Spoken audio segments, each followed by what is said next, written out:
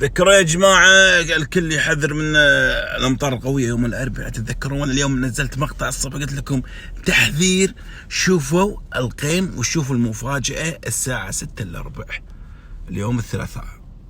شوفوا صافية، الجو صافي، صح ولا لا؟ وهني شنو قيمة سوداء جايتكم يا جماعة، والله حتى الشمس تغطت. الحين بعض الناس راح يفطرون يقولون قابت الشمس، لا يبا لا قابت ولا شيء، القيم غطى الشمس. انا رايح الجاخور اتفطر بجاخور معزم عند واحد من الربع. شوفوا يا جماعة القيم دش علينا، قيمة ثقيلة. شوفوا بطلت الباب، تشوفون الخيم،